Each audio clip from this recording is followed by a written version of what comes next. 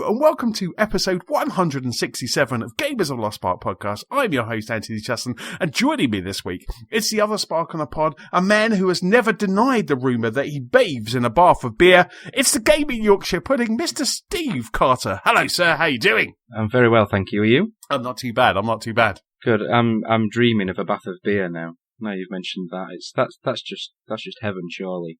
I mean, I'm not sure I'd want to drink it afterwards, but no, especially if you tinkled in it. Oh, it's like a communal bath as well. Like, Anna has it first, and then now you've said it, I'm not quite sure anymore. Might put me beer for life, and it'd be warm with no fizz. No, flat warm beer. Yeah. Anyway, hello, sir. How you doing? How are things in your awesome beer Yorkshire pudding filled world? It's going very well. As we record, we're both sharing a beer. I'm drinking a Schofferhofer, and you're drinking the Borderlands Light IPA, which seems to have sent you ski-whiff, given it's your second beer of the evening. Yes. I seem to be very singy, yeah. I believe. I won't sing on the pod, but in the preamble, I was definitely singing a lot. But yeah, that was quite nice. It's my last one.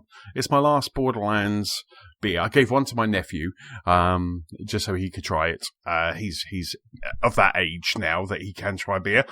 So I gave one to him, so he can try it. But then I've had the rest, and it was really nice beer. Light, but it was really lovely. Yeah, so as advertised, a nice light IPA, which is, I think it's less than 3%, I think, isn't it? It is, yeah. 2.4? Yeah. 2.4? Yeah. Yeah, so given its lightness, it's quite flavourful, because I think I bought 3 or 4 cans.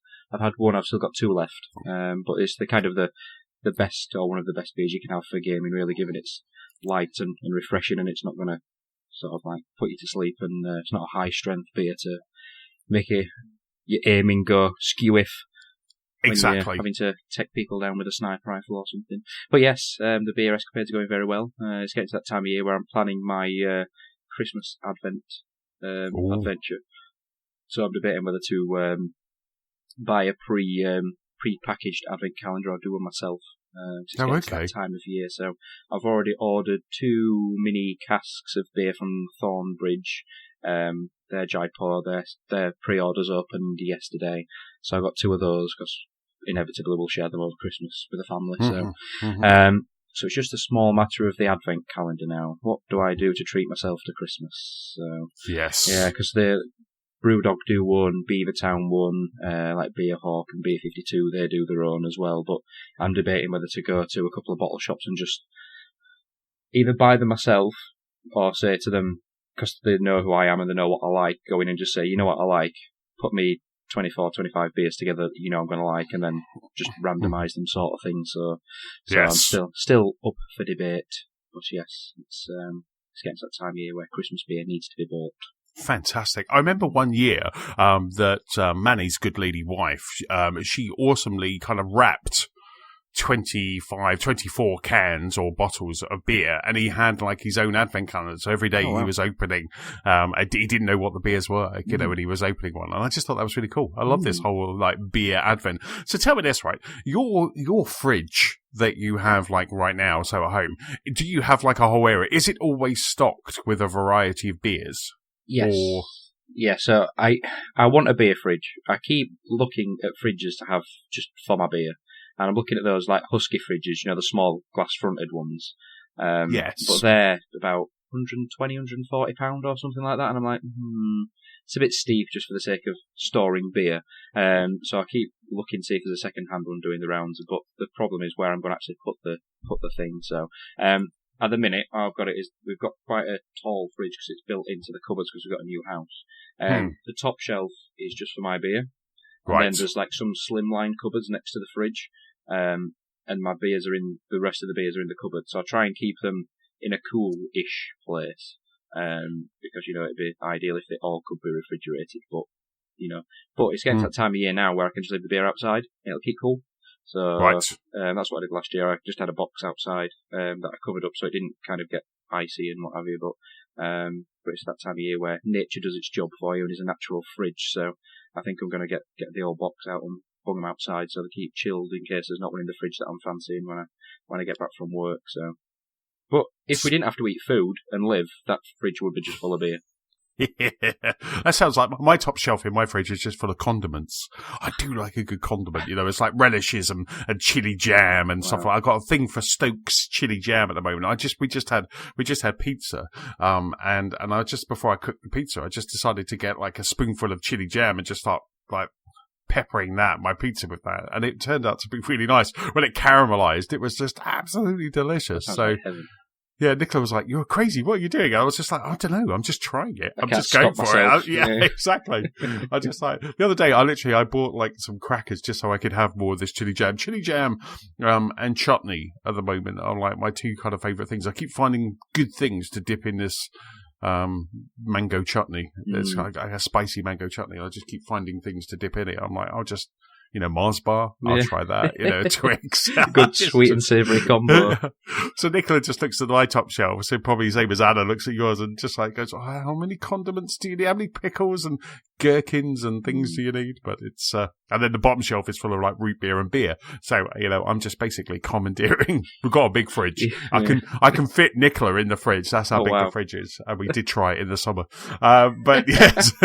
nothing sinister, honestly. Yeah. No, she was hot. It was 100 degrees out. And we were like, if we take that shelf out, we can fit you in the fridge. Oh, it's hot outside. I'm going to go sit in the fridge, but I can't move for your condiments. Yes, exactly. I like how you take at the top and the bottom and you slowly taking over, so it's just like a pincer movement, isn't it? Just like, the middle is next. It'll be so funny. You just like, you open the fridge and she's just there and I'm like, "Can I have a beer, please?" And she just like hands you the beer from the fridge. But anyway, what else has been happening in your world apart from beer advent, which sounds quite cool. I like the idea of that. Yeah, I mean, now you mention it, I might get Anna to do that. I mean, she does know what beers I like, so yeah. And she gets on with the guy who runs the beer shop that's about 5-10 minutes away from us very well, so that could be an idea. But apart from that, not a lot really. Everything just revolves around beer at the minute. I'm not going to lie. Everywhere we go. So a trip out to York on the weekend.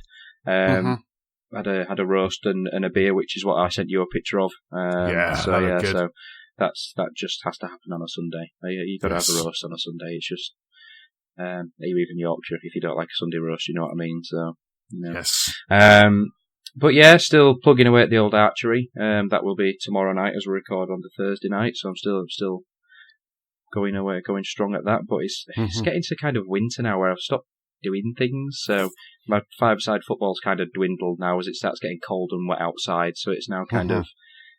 My excuse for drinking beer through the week's kind of diminished because it's like, I play football sometimes twice a week, and now it's kind of nothing. So it's like, it's that I'm going to start getting fat season. So I'm trying to keep myself preoccupied. I'm trying to motivate myself to work out at home. Cause I hate going to the gym, right? Because it's the wedding next year, so I don't want to sort of like fill out over Christmas and then have to panic in 2 or 3 months to fit in my shorts for the wedding. So yeah, so it's getting to that cosy season now where it's football season though. So it's football season. That's getting to the business end. So it's all good. Cozy up on the sofa on a Sunday night with the football, with the American football. Happy days. Yes, I've been, I think over the last couple of years, it's been a journey. The last couple of years, with American football, like kind of you, James, and Matt and Manny, kind of got me kind of interested in it. And I've just been on a Sunday, it's quite nice. So especially at the moment, we'll get to kind of what we like. Nicola's playing Luigi's Mansion, and we're both playing on our Switches. But it's very easy for me to just kind of stick on the football and just kind of enjoy it. This week it was back at Wembley, wasn't it? It was kind of we had the London ones and. And I didn't actually kind of say anything to Matt because they got such a truncheon, didn't they? They got such a hammering. Yeah, so the Jags didn't have a great day out, did they really? So. Yeah, so I was just like, I won't say anything. But for me, I think kind of the two things was today. Oh my god, today, Lego. There was a rumor that it was coming, but Lego have announced today, and I'll put a link in the show notes that there is a 3,300 piece Lego Batmobile from 1989 Batman. So the one of the ultimate Batmobiles, the 1989 Batman, from obviously Tim Burton. They're producing it. So it's coming out on the 29th of November, and they put it up on their store today. Like I say, I'll put a link in the show notes. And I tell you what, Steve, this thing just looks amazing. I'm rapidly Googling this right now. It is just, but one of the things that I like the most about it is the Batman figure, the little Batman minifig. It's obviously Michael Keaton, but it has that full neck cowl that the 1989 Batman had. You know, it was really hard to like turn around with that thing on, and they've even kind of put that on the minifig, and it just looks so good. But this thing is incredible. It's coming out at the end of November, and it just looks absolutely superb. I think I might have to either kind of ask for it for like Christmas birthday or something like that, or just get it because it just is. It looks like it could be quite special. I had the Batman tumbler, but that thing was ginormous, and I didn't really have any room for it up in the office. But the 1980, so I sold it. But the 1989 Batmobile looks like, you know, you could definitely put that somewhere. You know, that's it. The size isn't too big. It could go nicely on a shelf or somewhere, especially as we're just redoing the office. So I could definitely put that somewhere, and it just looks so good. It looks so good, Steve. Are you Googling it now? I'm looking at it as we speak, and it's like I just need this in my life. Look at the Batman minifig. Yeah, look at the Batman minifig. It's just too good. Yeah. Well, I've got the tumbler, but the problem is because I've condensed part of the spare room down. Right. I've kind of taken over that as my man cave. But since we moved the Xbox and the second TV into the living room, I've kind of condensed that down a little bit. So it's kind of got a bit bashed around, and a couple of pieces have come off in the process of doing that. But it is still in there. So, but I know what you mean. It is huge. But I've got the Avengers helicarrier though, which that just trumps that. But again, that's in several pieces at the moment. But this is 60 centimeters long. So that's still quite long. You know, it's still 2 rulers, you know, which is like 2 sheets of A4 really long. So that's still quite big. You know, so it's still quite sizable. But it's not very thick. It's not like the tumbler was big and kind of had a weight, but you could put that on a shelf. Yeah. I'm thinking I could say to Nicola because you can't see it because like where I'm podding, kind of in front of me is a big wall, and that's where we're going to have some shelves, and we've got some pictures and some like a banjo figure and stuff, and they all go there. And I just think I could put that Batmobile on there, so I just thought that would just be awesome. Right, so it's proper. I'm just looking, like you say, the cowl and the cape are kind of merged into one, aren't they? So it's and the Joker's got his top hat and everything. Yeah, and there's a Vicky Vale figure as well. Yeah. It's very cool. It's very cool. So that's coming out, I think, 29th of November. You can't pre-order it at the moment. Well, when I looked this morning, there isn't a buy button, is there? No, it just still says coming soon. So yeah, I imagine the store will go mad when that actually goes live. Yes, it's just, it is, like I say, it is, I really like the tumbler, but the 1989 Batman just kind of holds like a bit of a special place. That is such a gorgeous, I think it was, correct me if I'm wrong, I don't know, but I'm pretty sure that it was a Porsche body for the original one, you know, that they had on set. So, but they put all that stuff on it. So, and that was just, it was such a gorgeous Batmobile. So that was one thing. The other one was quite funny, and I thought I'd share it with you because you would get a chuckle out of it. But last night, I kind of got a pang. I kind of got a hankering for, I want to take up woodworking. Really? Yes. I started looking at courses in Tunbridge Wells. I've got this kind of, because I've got a workbench, I've got some saws, and I'm starting like cutting. I've been cutting wood, and I did some shelves in the kitchen, and I did some architrave around the door. And I'm like, and Nicola has a couple of plans, a couple of projects that she wants me to do. And I've started getting a bit of a pang for a bit of woodworking. I do worry for my digits, because I probably saw one of them off. Considering I took the top off just using a mandolin, you know, kind of like cutting potatoes. But I got this pang. I got this real hankering for like woodworking. I want to do a project, and I started looking through it. Like, there's some night classes and stuff like that in like locally in Tunbridge Wells and Sevenoaks. One of them is that you get to build a stool. So you kind of, it's like 4 weeks and you get to build a stool. And I was just like, oh yeah, where can I put a stool in the house? You know, this is just like really cool. But I seriously have like a serious pang for a bit of woodworking. Well, I didn't even see that one coming. Or if you'd have said of all the things that you might have fancied having a go at, you know, of anything, you know, I'm going to do some baking classes, some cooking courses, or I'm going to take up a job as a chef or something, you know, of all those things that could have been a possibility. Yes. Or even James's crochet or something, you know, for his pinata crochet, woodwork was not on the list. No. Maybe you could make pinata wood figures and models. Well, that's my same, isn't it? That's kind of like more like whittling of wood. I don't think I'm ready to. Is that a technical term? I don't think I'm ready to whittle. I just want to make like bookcases and things like that. Put a shelf and a stool and a bed and. Exactly. Maybe I'm watching too many home improvement shows or something like that. It's just like, so I just really want to do like this woodworking course. So it's just really made me chuckle. Nicola was like, what are you doing? What are you doing over there? I'm like, I'm looking at classes in Tunbridge Wells for woodworking. You know, is there any? I'm like, yes. There was one that was like 7 till 9:30 on a Wednesday, you know, which has been like, you know, I'm sitting here. I've got a big wooden desk. I'm like, I could make this. I can. don't buy a new one. I'll make one. You've got one. I could cut this off and make something out of it.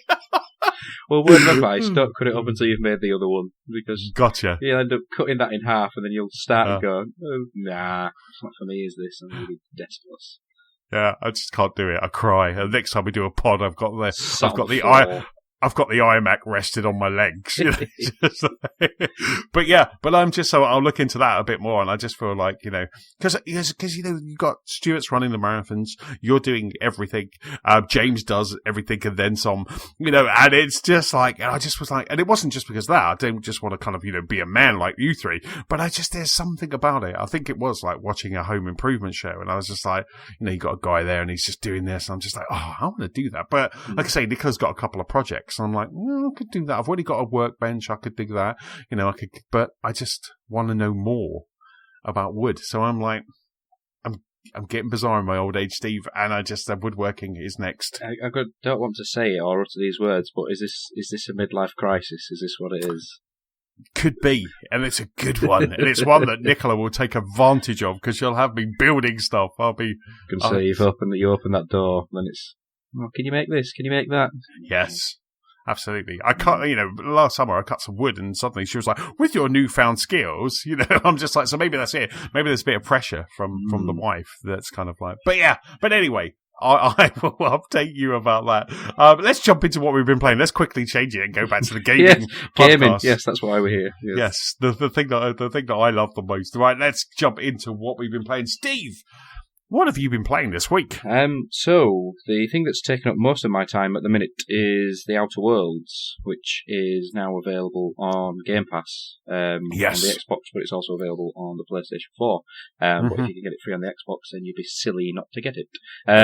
So I've been playing Borderlands 3 as well, which I'll talk about as well, but I've kind of put that to one side for now, because I kind of got a bit of fatigue with it, which is probably partially because I'm playing it on my own and I've not played co-op or anything, but it just seems to be going on, but I'll come to that in a second. I put that to one side, downloaded The Outer Worlds, and started playing that. I haven't left the first world yet. I'm still in the first area, so probably 5 or 10 hours in, something like that. But I enjoy it. I quite like it. I think it's a little bit confusing from the adverts that are on TV. You know, it makes it all very jovial and kind of looks a little bit tongue in cheek, but the start of it is very sort of serious. You know, there's kind of no jovial tones where it's not kind of jokey or anyway yet. Anyway, it might change coming further down the line. But if you said this was a Fallout game or a spin-off of a Fallout game, you believe it, you know, and yes, we know it's made by the people who did work on Fallout New Vegas, so obviously the kind of the heritage and things and the pedigree and experience is there, but it is just kind of, it fills that Fallout gap in a way, because I mean, we've obviously got Fallout 76, which we spoke about last time, but when Fallout 4 came out 3-4 years ago now, something like that, so it is quite nice to jump into something a bit more RPG with a bit sort of dialogue, a bit more dialogue, you know, consequential in terms of your choices, in terms of you need to decide how you do it, what you do it, that sort of thing. So the whole kind of universe and planets that you explore are owned by big corporations, big companies. So everything, even to people, children, things like that, are owned by them, and you have to, the first area, no sort of spoilers, but people have to pay for the graves before they die, sort of thing. So it's like you have to, everything is literally owned by these giant corporations. So, and it's kind of your, not job, but you were frozen on a ship that was going to a new found planet or thing, sort of sent into deep space. Then it kind of it gets shut down. So then it's just drifting in space, and somebody comes and picks you out just as a one person. Then you're just set about jetting around the sort of the place and what have you, and then you can go help people, choose not to help people, help the corporations, not help the corporations, that sort of thing. So, it looks really nice. It looks really great. It's quite clear that they've put a lot of time and effort into the world and the sort of the detail in the models and the sort of universe that they built. I think James made a comment and he was spot on in terms of, as opposed to Borderlands, which is enormous, this is kind of a bit more restricted in terms of the world is very nice, it's very pretty, but you can see mountains in the background, but you can't necessarily go to them. But that's quite refreshing in a way, because I think that's one of my main criticisms of Borderlands 3 is just how big it is.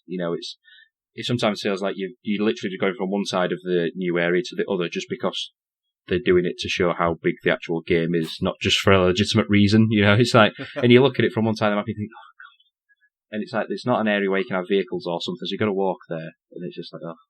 Whereas this is a bit more limited, not restricted as such, but it's more sort of close in and a bit more close knit. But there are a couple of moments, especially in the first area that I've been playing,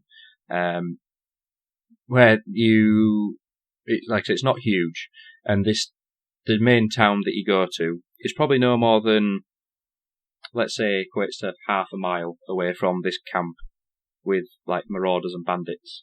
And then you get a companion, you go out to this, and there's like, oh, I've never known somebody go quite this far before. And it's like, I can literally see them. If I stand here, I can see it. And there's just there's a moment where you have to figure out where this there's a sort of a camp with people in it, and you have to figure out where they've gone and disappeared to. And you go in their house where they used to live, and there's like diary extracts just left on the side, and everyone's like, "Ooh, I wonder where she could have gone, where she disappeared to." And then you just walk into their house, and the diary is literally like there, and then there's a page there, and there's a page there, and it's like, sometimes it just feels a little bit, you didn't really think this through, but yeah, I'm enjoying it. I think it's a great RPG by rights in itself. Like I say, a little bit more restricted and limited than others, but I don't think that's at any great detriment. So, I'm going to jump back on after we've finished podding tonight. Right. And then, because I'm just at the point now where I can leave the first world and go to the next one. Right. So I'm kind of following a few of the main quests before I then start branching off and doing side missions, that sort of thing. So just to see as to what the next planet is, how it compares, how different is it, how large is it in comparison to the first one, etc., etc. So, but yeah, I'm enjoying it, and certainly for free, on Game Pass, you can't complain at all. So, have you actually jumped into it yet, or is it still waiting? No, I did jump in. I jumped in very quickly in between kind of Call of Duty and Luigi, which are the two things that I've been playing. I think I had an evening where I just kind of jumped into the outer world. So I just kind of gave it a try, got to the first mission. I'm doing the one where, where you've got to reroute the power. Yes. You've got to reroute the power. So I've just completed that and sent everybody back to the village to start working.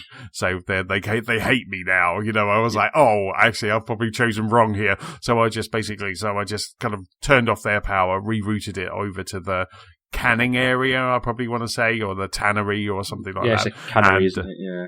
Yes, and then just kind of, then they said that they've, the people that were in that area now kind of, are hostile towards me. Let's say that. But I was really enjoying what I had. I had a really nice sniper rifle. And I was really enjoying. I've got one companion as well. How many companions have you got now? How many?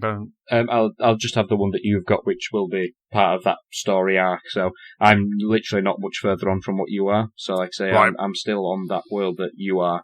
And I've got that same companion, and I'm just literally about to go off the planet and off to the next world or wherever I'm going. So, right. But yeah, it'll be the same one. Yeah, but I think coming off of Call of Duty, which I'll get to in a moment, coming off of Call of Duty and kind of going into that, it was a real change in pace because it's quite slow. Not slow. It's just very kind of you kind of plod along.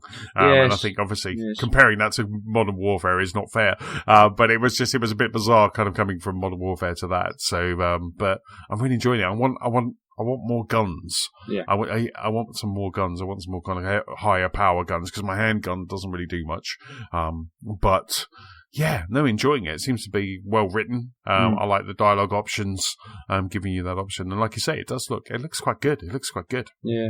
Well, that's it. And it's, and like I say, it's quite a well crafted sort of, at least in this sort of first world, any well crafted world, and sort of, like you say, the dialogue seems sort of, you can tell, well, it's scripted obviously, but it's not forced, it's not awkward, you know, it kind of seems to fit quite nicely, you know, and it's sort of voiced and acted well as well, so, you know, you can see the Fallout in heritage in it, you know, and like I say, if you said it was a Fallout spin-off, you know, you could quite easily believe it, and that's not a negative, you know, that's by any means, but yeah, it'll be interesting to see how it opens up and how much so it opens up, like you say, for weapons, worlds, enemies, the corporations that you face and you deal with. So yeah, I'm quite looking forward to jumping in it and seeing what else it's got. Yeah, absolutely. I mean, like you say, the kind of comparisons to Fallout are obviously kind of are there, and you can even slow down time, can't you? You know, as you kind of come into an area, you get a couple of bods, and then you can just like slow down time and take them out, which is quite cool. Which is exactly the same as the Fallout kind of mechanic as well. But yeah, no, I'm liking it. I like it. I want to kind of jump back in. Unfortunately, the kind of next couple of weeks are looking a little bit crazy. You know, we got Death Stranding that we'll talk about in a moment. We've got Star Wars Fallen Order, which is downloading right now. Not ready. I can't play it tonight, but it's already kind of downloaded. It's doing that pre-download. I kind of feel that there'll be more because it's only 37 gig it's downloading at the moment. So I kind of feel that the game would be bigger than that. So maybe there's a hefty patch coming. You'd like to think, or unless it's like the first half of the game, maybe. Yeah. But yeah, it can't be 37 gig, surely. Surely that has to be more. No, absolutely. You would kind of expect, wouldn't you? But what I kind of have, because I've been enjoying my time in the Outer Worlds, what I was thinking about doing is because I'll probably be finished Star Wars quite quickly once it's come out because I'll just be invested in the story. I was thinking that this might be good as a Christmas game. That I could just spend, because I've got a bit of time off over Christmas. And I was just thinking that Life is Strange 2 and also Outer Worlds could be really cool Christmas games. Yeah, just because that'll be sort of like a brief respite, won't it, I suppose? Cause like I say, this next month, just up to December, is quite full, you know, and obviously, like you say, we've got Death Stranding this week, Star Wars next week, Pokemon in 1 or 2 weeks as well. Yeah, the following week, I think it's like the 25th or something like that, isn't it? So like you just had Luigi as well, so it's quite chocker, isn't it? So it's all the fun season. It's just so good. It's just so good. Yeah, I forgot about Pokemon, but yeah, they say so Pokemon Sword, which I pre-ordered, because who wants Shield? Who wants Shield? Who wants Sword? Boring Shield. So Pokemon Sword coming out. So yeah, I forgot about that completely. So yeah, that's going to be really good. So I need to then finish Luigi in time for Pokemon to kind of take over my Switch. Yeah. You need to knuckle down and, well, like I say, you'll probably, the afternoon you've got booked off, you'll probably nearly do Star Wars in that afternoon, I imagine, unless you spend too much time ogling over it. Yes. So, yeah, because I'd be interested to see how long the story is in that as well. How long the campaign is. Yeah, it'd be interesting. I would imagine that we'll probably start the start of next week. I imagine we'll start getting some reviews come out and people will start kind of reporting on how long the campaign is. But I understand that, you know, there is each area in Star Wars is like a world, like a kind of a section in like Zelda, you know, where you have like a different mechanic. And I think they're quite deep and quite, you know, depending on how much you want to play and how much of the side missions. But I kind of feel it's going to be one of those games that I just want to mop up everything. Yeah. Completionist.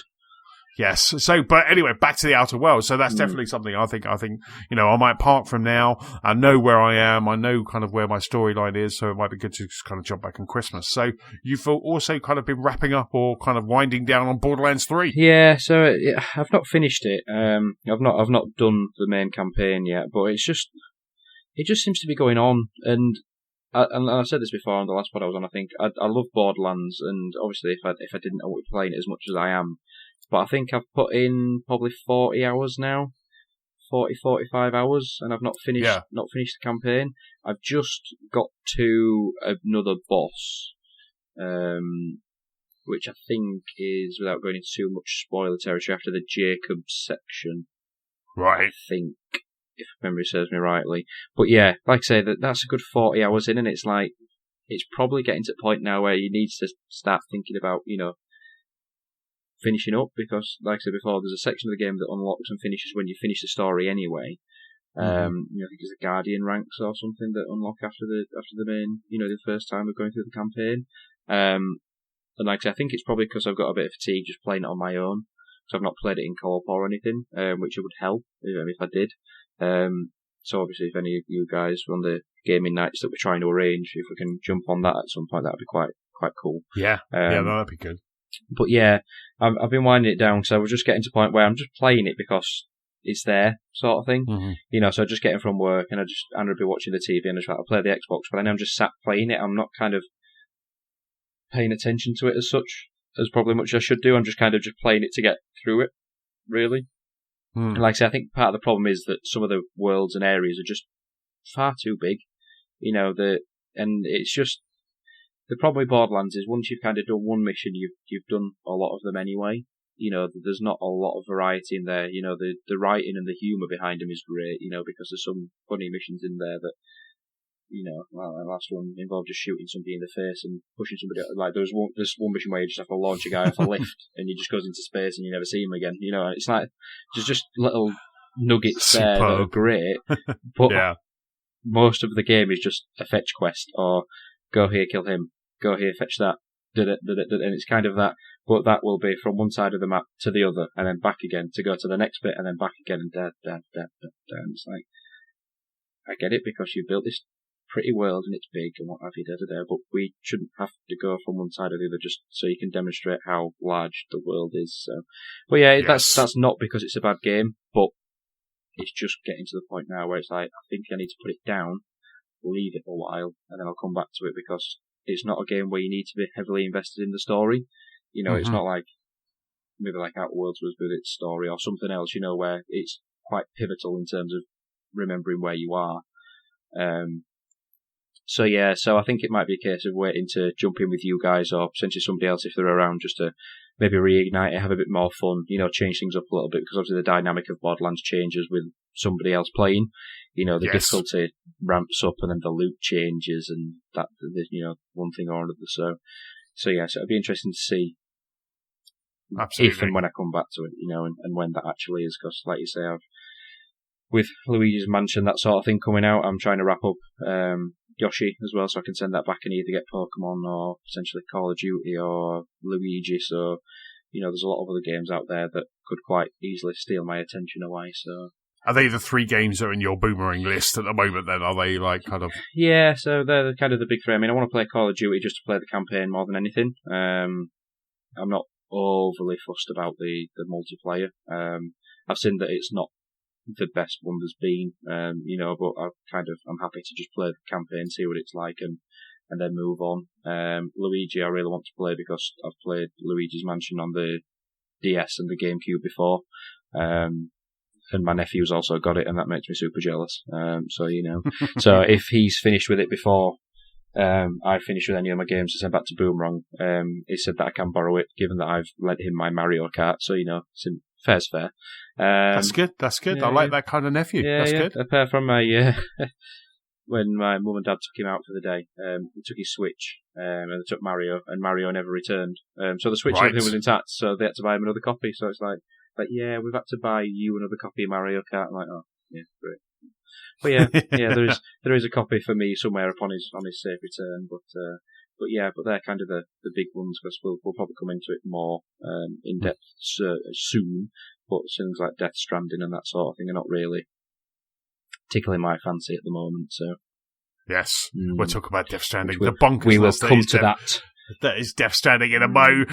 For me, let's start with the gritty, which is Call of Duty Modern Warfare. So I finished the campaign of Call of Duty Modern Warfare. I did Modern Warfare in about 3 sittings. So I think it's probably about 6 to 7 hour campaign max, and I played it through in 3 sittings. So I was trying to jump on Friday night, but I ended up getting caught in there was power cuts on the train line. So I was coming back from Manchester, and there was power cuts on the train line. So I ended up just sitting in the train line. Wish I had Luigi's Mansion then. I was just sitting sitting at Nuneaton. I was in James's backyard, but James was in Wolverhampton or somewhere. I was in Nuneaton for like about 3 hours because the train just didn't move. But luckily I did that because, well, not luckily I did that because it was bloody boring. But by the time I got home, it came from Boomerang. So I said to Nicola, pop that disc in for me, and just make sure it's updating. But there was an 81 gig download. Wow. So it had to copy off the disc onto the hard drive and then download 81 gig. Just to then start playing Call of Duty. So it was supposed. So when I got home at like 1:45, it was still downloading. It was still kind of downloading that 81 gig because I only got, I've got about 65 meg download. So it was still kind of doing that. So it was bonkers. It was bananas. But I got up on the Saturday, played some on the Saturday morning and the Saturday afternoon as well. And like I say, got it done by the Sunday. But it was really good. It was really good to have like Modern Warfare back. The campaign in Modern Warfare, because as Stu and I have both said, we really enjoy that campaign. I love kind of just playing the Call of Duty campaign, and similar to you, I'm not that bothered with multiplayer. Stu and I are kind of promising to kind of jump into Spec Ops, but I think from what I've heard on other podcasts, it doesn't seem like it's the best of. It seems a bit clunky. It seems a bit kind of bit of a hot mess.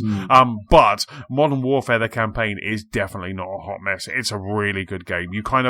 You're playing as multiple people as you normally do in a Call of Duty campaign. You start off playing Alex, a CIA agent, and then it basically flashes back 24 hours, and you're playing Carl, who he is. I think it's Kyle. Yeah, Kyle Garrick. I've got in my notes, and he is a SAS sergeant, and it takes you to London, and it's really off because when you're in Urkistan or Kyrgyzstan or somewhere like that, so it's a fictional place.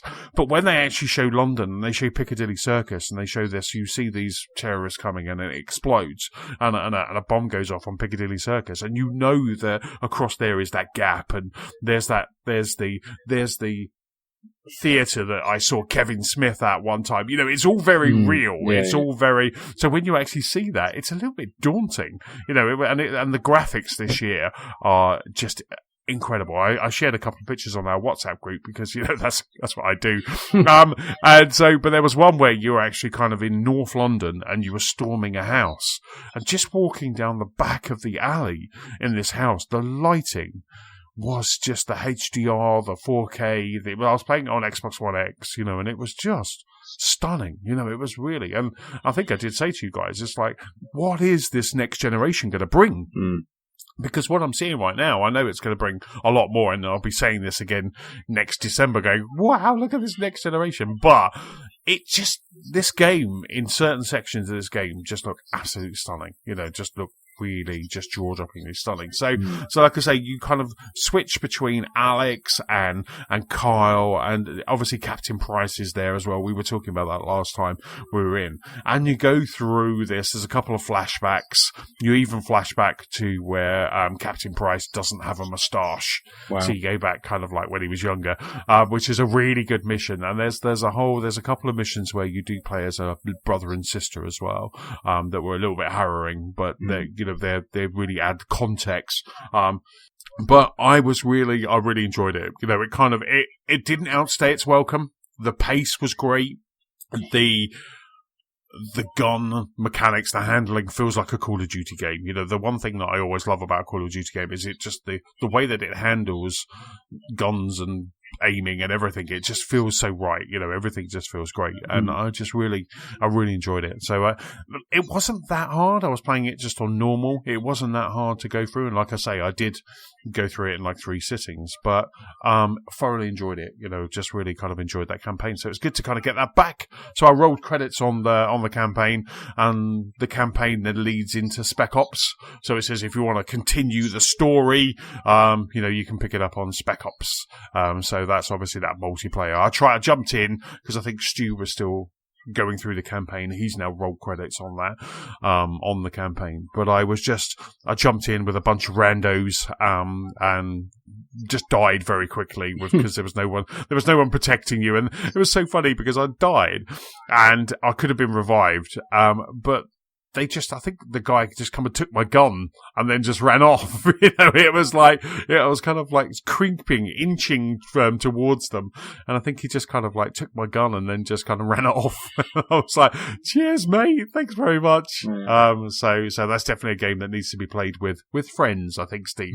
I think that needs to be played with friends. So that's Modern Warfare. Finished Modern Warfare. Thoroughly enjoyed it. Like I say, hopefully over the next week or so, Stu and I will jump into kind of Spec Ops. It's 4 players, so you never know if you get one from Boomerang. Once you send back Yoshi, we might still kind of have that around.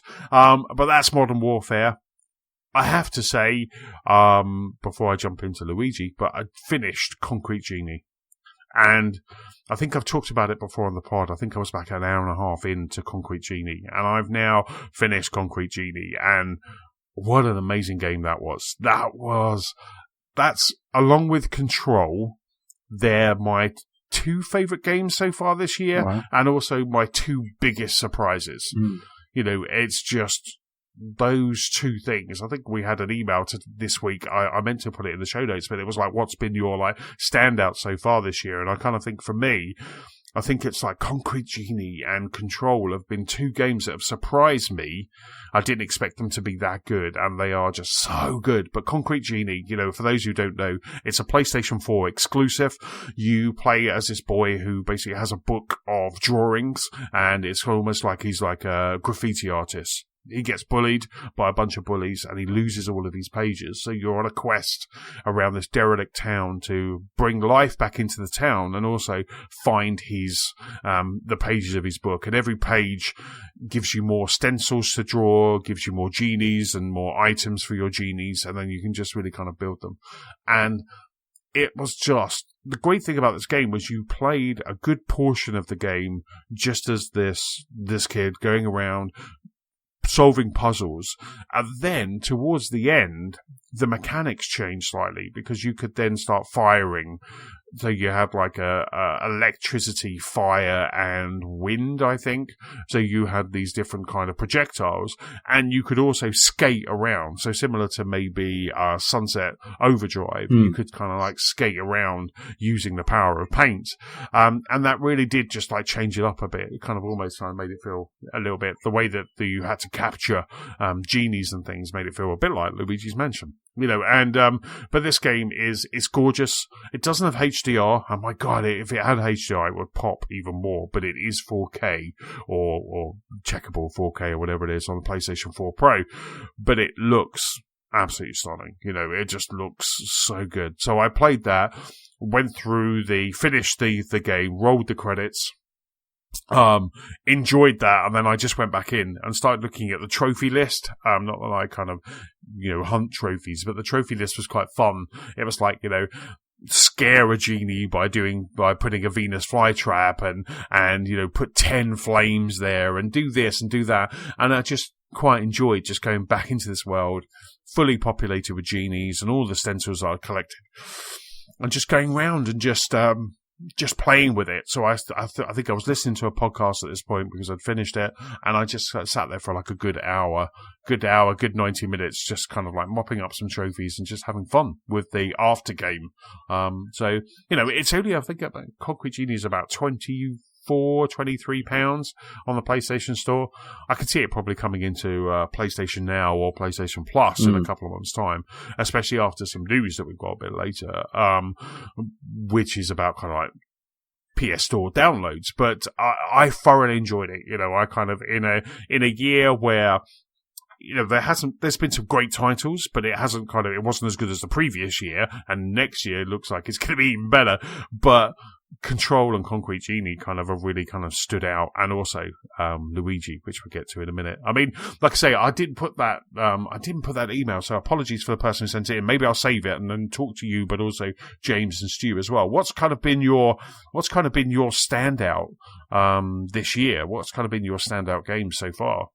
I don't know, really. It's been, like you say, there's not been there's not been a lot to really kind of stand out. Like last year was, quite a good year, but I wouldn't even. I'd have to look at a list of games just to remind me what's actually come out this year, just to kind of rejig my memory, and I think that kind of is indicative by what you said there about sort of like Concrete Genie been one of your favourite games of the year. That the big titles have not really been there, have they? In terms of we've had some big games this year, but they're not been as big hitting or as successful or maybe impactful almost as what they have been in previous years. Like you say, 2018 was kind of a good year. I think this is kind of like the gap year, isn't it, really, before obviously next year we kind of get more and more, well, obviously the next generation from Sony, certainly from next year anyway, but obviously for Xbox and Microsoft, they're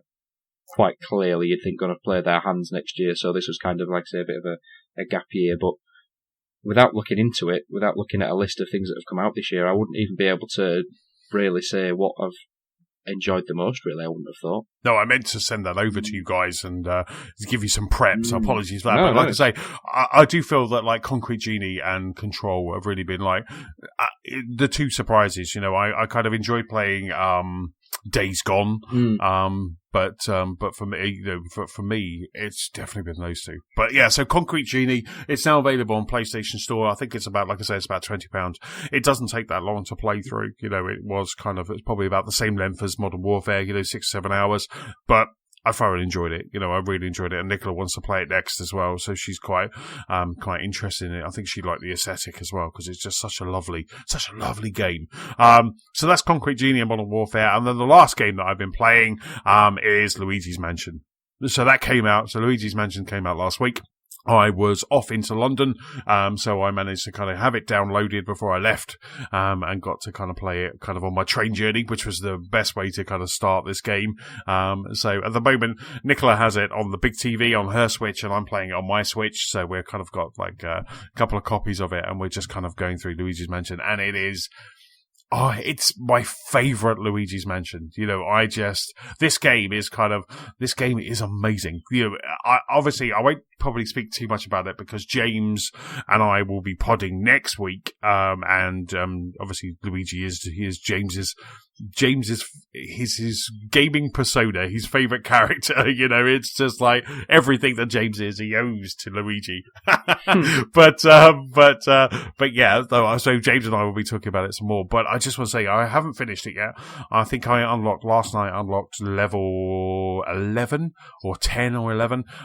But what I've been playing so far, I've just absolutely loved. I can't stop taking screenshots of this. You're lucky I can't share directly from the Nintendo Switch without going via Twitter, because I just absolutely love this game. The game is, I'm playing handheld, Nicholas playing on the big screen, but both of them just look absolutely superb. The lighting, the way they light Luigi, the way that Luigi emotes, the animation around Luigi, it's incredible. It's really funny. I was talking to Nicola this morning, and she was saying, like, normally, kind of Luigi, he's fun, he's great, he's just the taller brother, but he's fun and he's great. But this game, if you don't fall in love with Luigi by the end of this game, you're a monster, because it is just the way his noises, his celebrations, just the way that he walks and stuff.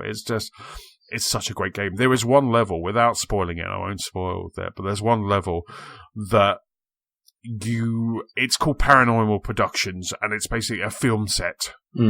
And so you're kind of like, you and Luigi, who kind of quickly pops out. So Luigi pops out by just pressing down on the right trigger. Luigi will pop out, and you control him. He has all the same, moves as Luigi, and you can just... There are a few puzzles where you are crossing backwards and forwards between them. Like you've got to pull a couple of levers, or you've both got to kind of attack something at the same time. So there are he really does add an extra level to that. And I believe you can co-op. I think you can kind of like one of you can be Luigi and one can be Luigi. So which is good fun.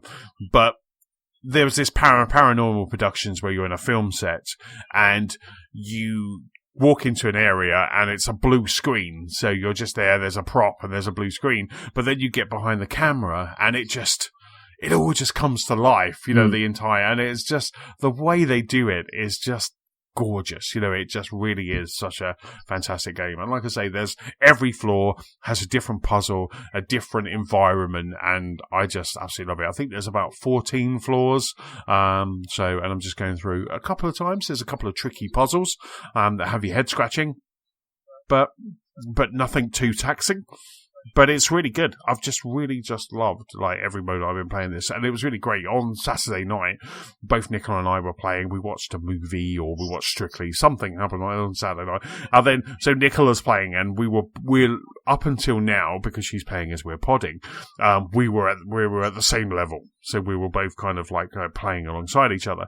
And she, being the completionist that she is, was finding, because each level has 5 or 6 items that you need to find. So one level will be spanners, and they're all different, gem spanners, or the paranormal productions, they were film reels and things like that.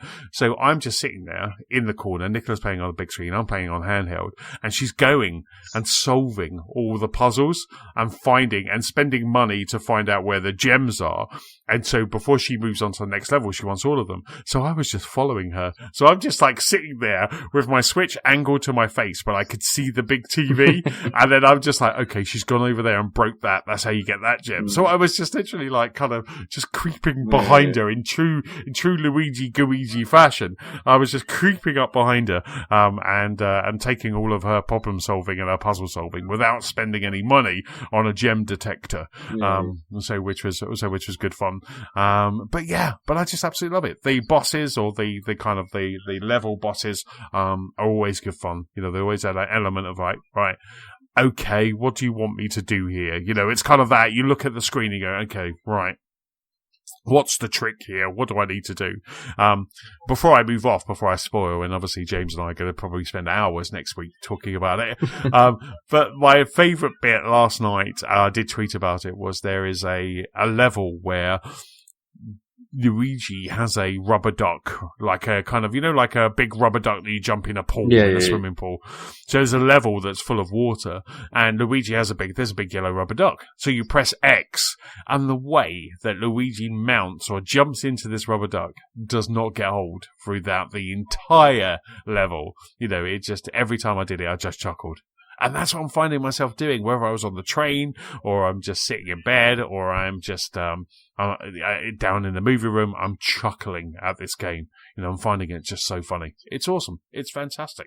Yeah, and I think we've kind of discussed this before in terms of, like you say, Luigi, by rights, is just kind of a side act to Mario, but as are the other characters that have had their own spin-offs, like Yoshi and Captain Toad and things like that, but each one has been designed with the same time and effort as to what they would if it was a Mario game, and yes. that's the thing. And like you said, it's a Nintendo game. It's the Switch. Mm-hmm. You aren't going to get sort of top-end graphics or visuals out of it, but what you do get, like you say, it's just the little tweaks and sort of additions there that, yes, it's very cartoony, but you get a lot of animation and detail and depth out of it that they can actually get a lot out of the technology that they're actually working with, which is great. And like you say, and just like Yoshi in a way, like with Luigi's Mansion, there's I'm guessing it's like the old ones where there's suddenly something tucked behind a random curtain somewhere, or picture frame somewhere, or vase somewhere, whereas obviously like Yoshi, you've got some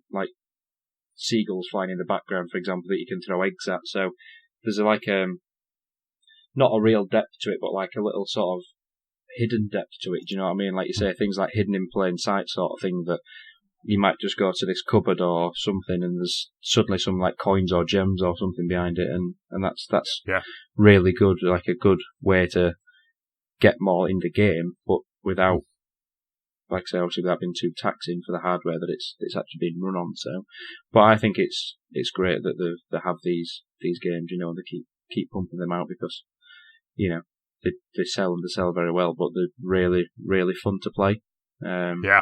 And I see the criticism that people say, oh, well, it's just Luigi's Mansion, and it's an old kind of franchise or sequence of games. But, well, yeah, but when you've got something that works, and works as well as it does, then, why do you need to change it? Why does it need to change? So, And who are these people? Yeah, exactly. This game is, I mean, I must admit, the lighting of this game, because obviously you're in a ghostly mansion. There's one level, the level I was talking about where you're jumping in the rubber ring. So there's ripple effects from the water, and lighting in this sewer. It's stunning. It is absolutely stunning. You know, watching Nicola play on the big TV, it is just, handheld, it looks amazing. But just looking up every now and then and seeing that, it's absolutely gorgeous. You know, there's levels where, I'm trying not to be kind of too spoilery, but there's levels where you kind of like lightning going on outside and you've got big monsters in the screen. Anyway, and it is just, there's some really good effects in this game. You know, they really kind of, it makes you, you know, you're absolutely right. It makes you think that, my God, if the Switch had even more oomph, how amazing this game would look. But as it stands right now, you know, it gives other games a run for their money, you know, in terms of kind of aesthetics and look. And it's just, like I say, Luigi's the only criticism I would have of this game, and I'm sure James and I are going to talk about it next week, is the controls. Yeah. So the controls take a while to get used to, because you can't change them. You know, they're inverted, it's very much kind of how it is, and that's it. So I do find myself, when I first started, the first boss, I think I died, or an early boss, I died, not because of my skill, but because of the control scheme. You know, and Nicola had the same complaints as well. She almost put the game down because she found that she didn't feel like she was in the control. But now that she's played it for hours and hours and hours, she's now used to that control system, and it's now all kind of second nature. And I agree, you know. But to start off with, don't get too disheartened or shocked by the control system, because it does become, you do get used to it. It becomes like second nature, but it does feel like kind of the old Luigi's games. You know, it feels like that. You know, it kind of feels like that control. You know, it's inverted, which I don't like. And it just is very kind of clunky. I could definitely have done with some remapping or another way to just kind of control everything. But that said, the joy that you're getting from the game, the difference in all of the levels, the quote unquote story, you know, all of that, the way that Luigi says goodnight to Mario when they go to, you know, it is just full of endearing moments. You know, there was one, not a spoiler, more of a, here's a tip for you. There's one where you're in this level, it's a museum, and you rescue Toad. So the whole idea is that, you know, so they all go missing, you rescue Toad, and there was one of the items that you need to collect, because guess what, Steve? When you collect all the items, you get an achievement. Oh, wow. An achievement. Now, it's not Nintendo, it's not Xbox, it's just in this game, but it pops up in the bottom. This game has achievements. Ooh. And as soon as I saw that pop, and Nicola was the same, that's why we're getting like all the gems in all the levels and stuff. But there was like, so I had this one thing left, and Nicola was like, I have no idea how to break that glass case. And Toad was following me. So I was like, I don't know, you know. And I just pointed my Hoover, my poltergeist, at Toad, sucked Toad into this Hoover, turned round and just launched him into this cabinet, and the cabinet just smashed. And I was just like, and I got the final gem of that level, and it just made me chuckle. I felt really sorry for Toad. He didn't seem too perturbed. And then there was another bit in that level where you had to do it with Toad. You know, you had to kind of launch Toad into the air again. So it was definitely kind of what you needed to do. I think you can probably get other things to do it, but it was just fun doing it with Toad. So you're just like launching poor Toad at things to kind of break them. But it was just, honestly, and it's this game, I highly recommend it. You know, the games I've been playing this week, I feel like it really does feel like, you know, you are in that silly season, because I've been playing Concrete Genie, Modern Warfare, Luigi's Mansion, and Outer Worlds, you know, and playing all of those, they really are some real kind of top quality games. But I honestly think that and either something like Pokemon will potentially have the kind of my title, or for the, like we're just saying, what I've enjoyed the most. I think one of those two is probably going to have the potential and likelihood of being that game, you know, because I think that's something that I've been looking forward to, something a little bit different, a little bit more lighthearted, a bit more fun, because as I'm kind of getting, I hate to say older, I think I'm looking for more fun in games, you know what I mean, in terms of, and everyone determines and defines fun as something different, but I'm quite like you, that if a game's made me laugh, smile, I've been happy when I've played it. I don't mind being frustrated by the occasional game, but like with Borderlands now, where it's kind of just you can play it without thinking, but then something like this where you actually get some enjoyment and entertainment out of it, then that kind of sticks out more in my mind. Yes, absolutely. So it's good gaming. Like I say, Death Stranding tomorrow for me. So we'll get to that in a moment. We'll talk about that in a moment. But let's actually start the news section. And don't forget, before we start the news section, that you can rate, review, and subscribe to this very podcast for free on iTunes, Spotify, and YouTube. We could do with some reviews. We could do with some ratings. I think we need to start pushing that. Maybe we need to maybe I need to jump on the Twitters and get some ratings on iTunes or Spotify. Accounts? Yes, no, don't be. We just got bring up. People love this. They love to hear your beers, my woodworking stories. Yeah. So we could do with some reviews. But anyway, right. Don't forget, you can rate, review, and subscribe to this very podcast for free on iTunes, Spotify, and also on YouTube. In this week's news section, as we were talking about, Death Stranding reviews are in. There's been a bit of a leadership shake-up at Sony, and also we have the top PS Store downloads for October. But Steve, the first piece of news, sir, is with you. Yeah, and it's a bit of an odd one, really. But also, if kids thought they had it hard in this country with parents telling them they can't play Fortnite, then it's a good job they don't live in China. So the Chinese government has imposed online gaming curfews to children to prevent addictions, so to prevent children from being heavily addicted to the menace that is online gaming. So they're actually imposing this quite strictly, and they're actually having like a full database for this, and it's applicable to anyone under the age of 18, and is through basically school term, but there's also restrictions on holiday days as well. So basically, children under the age of 18, will be now limited to 1.5 hours of play per day, except on holidays when they can play for 3 hours, and that can only take place between the hours of 8 a.m. and 10 p.m. So they're not only restricting the amount of time they can play, but also the hours for when they can play, which again will just prevent kids from staying online to obviously stop having a detrimental effect when they're at school and that sort of thing. And their online spend is also being limited as well. To our equivalent of £44.69 on in-game purchases per month, which that is a lot still. That is a hell of a lot of money. I wouldn't even think about spending that much money in a month on in-game purchases, which is clearly a way of tackling the loot boxes and, pay to win, features, which that I understand. I can kind of get on board with that because I hate the stories when, my child went and bought all these FIFA credits and they won't refund me my money and blah, blah, blah. And it's like, that's your problem as a parent, not the problem of the game and the gaming company. Yes. But I quite like that, maybe not the government as such, but maybe if, I know there's more sort of parental controls on Xbox and PlayStation these days, but it'd be nice if that would be driven by them, not the government, because obviously everyone's thought is the government's always watching them and they're always there. What Big Brother's always watching you, sort of thing. So as much as we want to be careful, we don't want government messing around with our gaming. Yeah, exactly. We don't want them to kind of like. Yeah. But I mean, it starts with the children, Antony, and then it comes to the parents. Setting a bad example. Yes. So you can only play for an hour and a half as well. It's like, God damn you. Oh wow. So and there's also the age restricting as well. So children will be restricted from playing games that are above their age range to stop them accessing content that's not suitable, which again, I understand that because, again, I hate that, he played Call of Duty and they shot people and that's really bad. Yes, but you let your 14-year-old son play an 18-year-old game. That, again, yes. That's your problem as a parent, not the problem of the developer.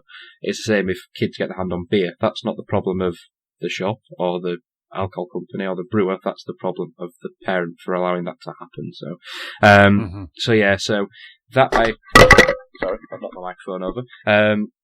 That I understand and that I can get on board with. But it seems quite strict. Like I say, I kind of get it that kids do play too many video games or for far too long. But again,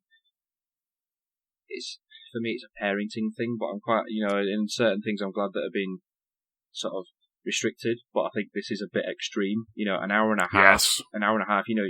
That's nothing really. If I was to play Outer Worlds for an hour and a half, for example, going back to it, I'd probably barely do anything. Obviously it's different because I'm an adult, but for kids certainly, I think the danger is it's going to cause more problems than it's actually going to solve. Because it's obviously kids are going to kick off that they can't play the video games anymore. So it's kind of, well, the backlash is going to be more an issue as much as anything, I think. But or they'll find other ways as well. They'll find other ways to game. I mean, like I say, I think it's everything with all this is everything in moderation, isn't it? And that's why it's good that the Western government doesn't kind of interfere with this. I love that the consoles have the ability to do that, both the PlayStation and the Xbox. If you're a parent, you have the ability to say, right, little Johnny, you have 7 hours. You have 7 hours a week that you can play gaming. From Monday to Friday, you got 7 hours. If you use those up in the first day, that's it. Then that's your problem. But you've got that, and it teaches them moderation, doesn't it? So, and again, we love games. We talk about games. We've got 167 podcasts where we talk about games. So I don't see anything wrong with playing games. Obviously, the loot boxing and the kind of addiction, there is a problem. But as long as your child can step away from a game, when they go, right, okay, that's the last game, and I know what this is like. I've got Nicola and Overcooked. I just say to her, right, this is the last game because I want to watch Taskmasters, and this is the last game, and she will go, just one more. And then you get clonked around the head with a frying pan. Exactly. I'm in the zone. Go away. So I know what it's like to have a kid that won't stop playing. But my friend at work, Dean, he's a fantastic parent, and his kids seem to be very much kind of they know that when their parents say no, they mean no, and I think that's what you need. You need to be able to have that kind of let them play, let them have fun, enjoy, join in the fun, but at the same time, just make sure that they are it's moderated. Yeah, I think it stems from a young age these days, though, and it's like you see it all the time that if to shut a child up basically or to keep them quiet, then at a young age like 3 or 4 they'll just get given a tablet or a Kindle, or do you know what I mean? And it's like that's kind of the sowing the seed there basically that if you just do it and you let him play the Xbox or the PlayStation or Switch, and on a weekend it's like, oh well, he just sat and played Xbox all day, and it's that's where the problems start, and it's like if it's a case of that you limit it through the week and then the weekend they can kind of binge a little bit, then fair enough. But like I say, it's just a case of that kids are just, I know I'm sounding old, but they're glued to tablets and Switches and things like that when it's like they're not used to that downtime, of just like what I was, and it should be in terms of, right, well, you've played it for an hour and a half now tonight, that's enough, then that's it. And then that should be it, do you know what I mean? But like you say, I'm glad that in this country it's not meddled with by the government, but like you say, that's inbuilt to the consoles now to say this is how much time they're allotted, and that's it, and that is it, and I think that's the better way of doing it, but without getting shut down by the Chinese. I think they're a bit more extreme and a bit more asserting than what we are over in this country, aren't they? So I'm sure there'll be some sort of backlash for that, and like you say, there'll be some workarounds or something. They'll end up being obviously adult profiles and things just set up and then kids will get their hands on them somehow. There's always a way around. It's like if there's a way around something, people find it. If it's like anything like crime, if somebody wants something, they'll have it. If someone wants to do something, they'll do it. And inevitably there's probably got to be buying and selling of accounts now where kids can play through a fake or dummy account. But we'll see how effective this rollout is in the coming months. But it was just like back in the 360 days. Back in the 360 days when my nephews were younger, they had children accounts. There was like the main account, which was their dad, and then they had like child accounts. So if they popped in an 18 disc, it had been set, so you couldn't do it. But they knew that they could just log on as their dad and they could play, Modern Warfare, the original Modern Warfare. there's ways around, and that's it. So that's just what happens. People end up kind of, instead of enjoying games, you're then like kind of worried that you're kind of breaking the law and stuff like that. So is this curfew actually kind of active now then? Is it kind of active in China? I'm thinking it is, but I'm just having to see if there's a I can't I can't see anything that's saying it's not, or there's like a date where it goes live. So I'm guessing it's kind of being rolled out with immediate effect, really. But yeah, I can't see anything that says anything about a date or will happen by this time. I think it has. I think it has actually happened. So you're just having a really good game of Fortnite, and you're just smoking whoever is on the server, you're building, I don't know what they do in Fortnite, you're building, you're smoking, you're shouting, and then suddenly your curfew kind of kicks in, and you got to stop playing. Yeah, and then that's it. Boom. Oh, man. That's like if I was building a fudge hog garden in Viva Pinata, and then suddenly someone said, can't do it anymore. You got to stop playing. Shut it down. You know, I'm just going to be, I'm going to be one grumpy kid. Oh, yeah. Jesus, there's not going to be a happy Antony with that one. Yeah. Speaking of grumpy kids, let's move on. Death Stranding reviews are in, and this is making a lot of people grumpy, Steve. This is making a lot of people grumpy. So, Death Stranding, which is Kojima Productions, it's their first game. So, it's Hideo Kojima kind of unleashed from the shackles of Konami away from Metal Gear Solid, and this is his first game. As the time of recording, it's tomorrow when you're listening to this. It's probably either going to be today or yesterday. It's out. And it's out on PlayStation 4. Right now, if I go to Metacritic, right now, it's an 83. So, that's okay. That's good.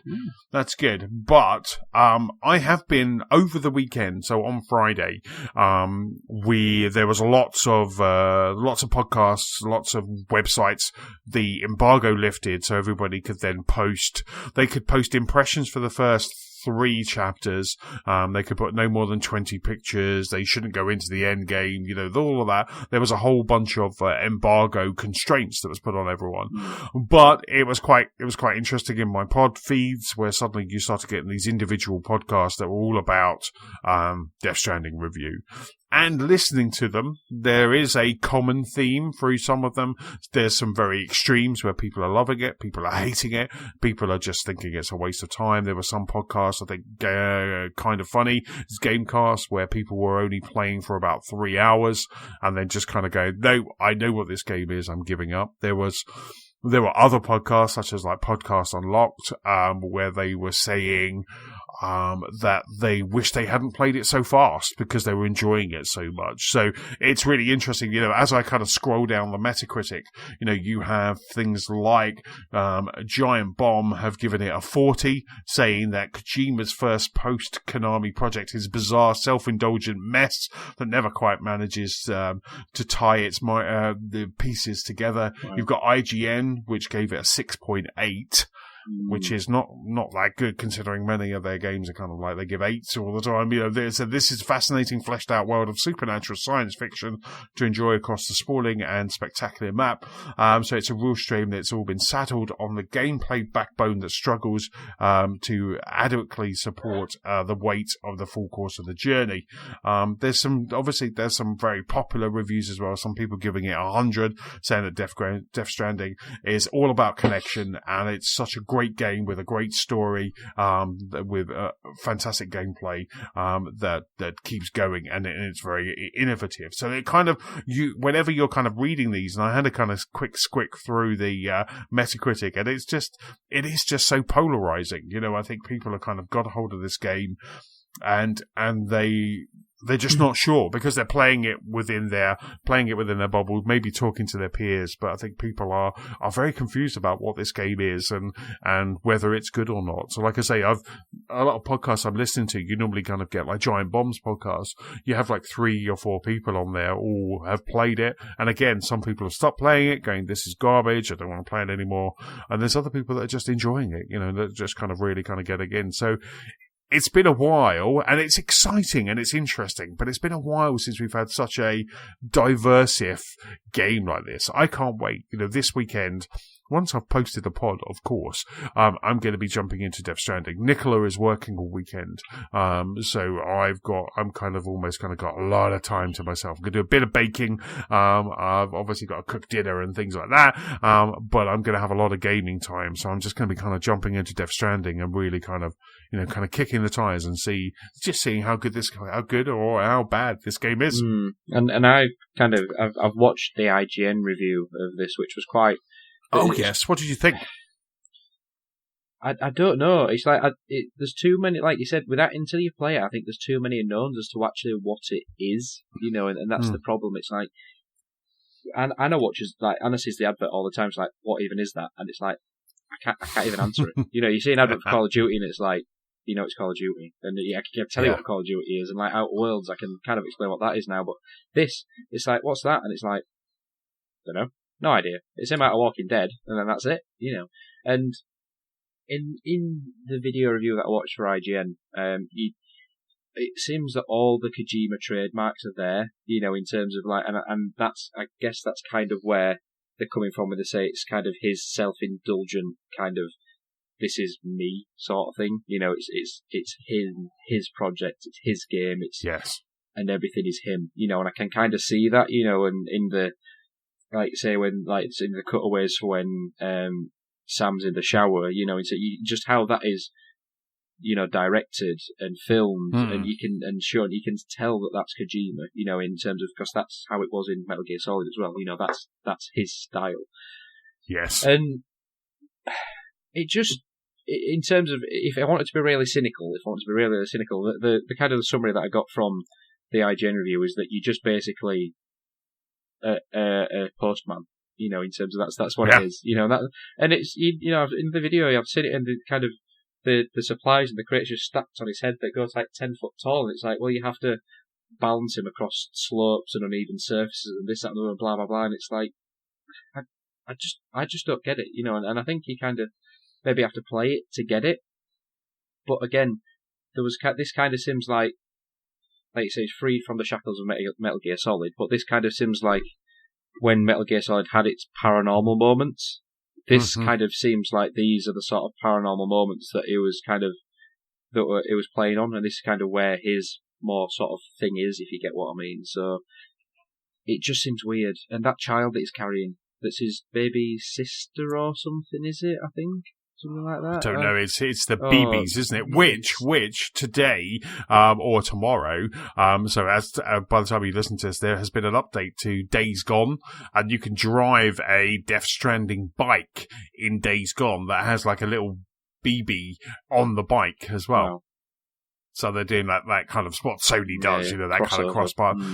But, I kind of feel that, for me, when I sit down tomorrow night or Saturday morning, I'm just going to fully embrace this game for whatever it is. And I think the problem that we have, and I think a problem that a lot of people are struggling with, is that because this game has been built up over the years, over the E3s of, this is something new. It's a gameplay that you've never experienced before. It's, this is going to give you that. And we had these banana trailers where, we had Norman Reedus on a beach, and then we had that one where there was the whole, you had, Maz Nicholson kind of coming out of this tar, and it was all very strange. And then you had Guillermo del Toro, all of these things that are happening. You're just thinking, what is this game? And obviously all these cutscenes look like an amazing film. Yeah. But when you actually come down to the gameplay, I think a lot of the reviews that I've read,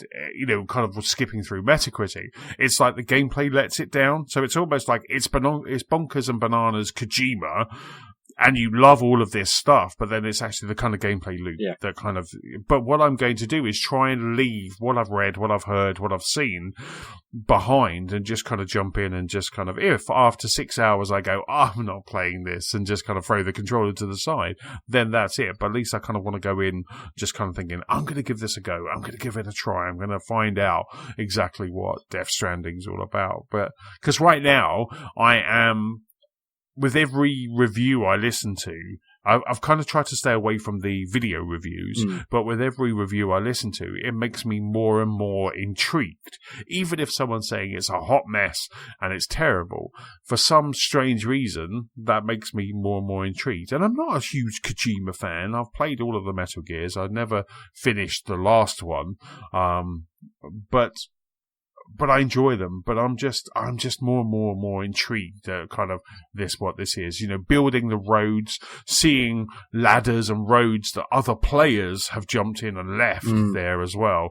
I kind of want to just experience this kind of shared world and see exactly for myself kind of what happens. Yeah. So well, it's like, I'm just, it's kind of integrated, but not in it as well. And that's the other thing. It's kind of like the world is integrated and shared, and kind of what you do in your world, other people see it as well, but you never see them. So again, it's like So again, that's another sort of unknown, isn't it? In terms of how that plays out, how it's kind of built into the game. How that kind of fits together. Because again, the kind of the loss of civilization, but yet other people are building these roads and doing these other things. So how does that weave together?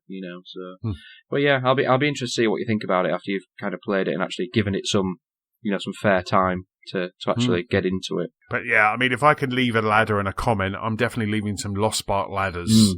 Maybe we do the Lost Spark Ladder Company, and then just leave those there. But like I say, I'm really looking forward to just kind of jumping in and just kind of taking it kind of moment by moment and seeing exactly what this game is about. Yeah, and I think that's what it needs, isn't it? I think you kind of just need to get in it and kind of do it hands-on yourself and just jump in it for a few hours. And like you say, after those few hours, it's not for you, then that's it, isn't it? It's just, you'll get it or you won't. You just move on and play something else and wait for Star Wars. And everyone will love Star Wars, Antony, won't they? Everyone has to love Star Wars, surely, Steve. It's the law by the government. Make us love Star Wars. Superb, Steve. The next piece of news, sir, is with you. So in other Sony news, so it's been announced that Shuei Yoshida is no longer sort of worldwide head of Sony or of Sony Worldwide Studios.